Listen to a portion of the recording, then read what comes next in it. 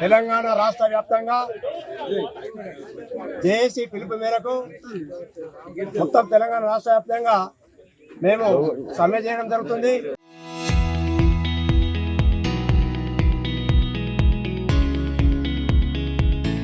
ఈ సమ్మెకు మా ముఖ్యమైన డిమాండ్లు, మొదటి డిమాండ్ ప్రభుత్వం విలీనం చేయాలి, 21, 25 పే స్కేల్ వెంటనే అమలు చేయాలి, కార్మికులకు ఉద్యోగ భద్రత కల్పించాలి.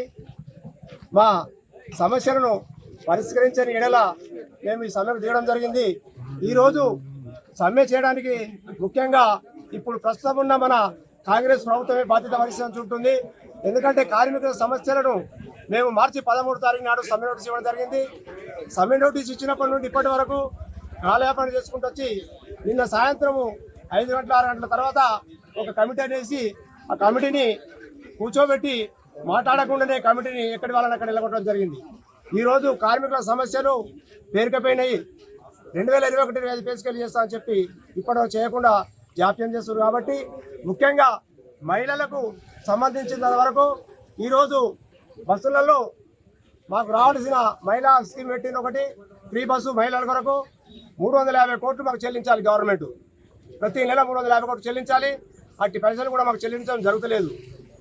2022 జీతము 20,000 రూపాయలు ఉంటే బేసిక్, ఇప్పుడు 40,000 అయింది. మీకు ఇంకా జీతం ఎంత పెరగాలని చెప్పి గవర్నమెంట్ మమ్మల్ని ప్రశ్నిస్తుంది. మేము అది కాదు వాళ్ళకి చెప్పేది. మాకు కావాల్సిన పే స్కేల్స్ 2 ఎందుకు చేయాలని మేము వాళ్ళను గవర్నమెంట్ అడుగుతున్నాము, మీడియా ద్వారా తెలుపుతున్నాం వాళ్ళకి. మాకు ఆ 2 తప్పనిసరి పే స్కేల్ ఇచ్చుకుంటూ ఉద్యోగ భద్రత ఇచ్చుకుంటూ మా కార్మికులను గవర్నమెంట్లో విలీనం చేసడానికి అప్పుడున్న గవర్నమెంట్ మొత్తం చేయడం జరిగింది. గవర్నర్తో తప్పకుండా అపాయింట్మెంట్ డేట్ ఇచ్చి మమ్మల్ని గవర్నమెంట్ విలీనం చేయగలని మేము మీడియా ద్వారా కాంగ్రెస్ గవర్నమెంట్కు వినియోగించుకుంటున్నాం.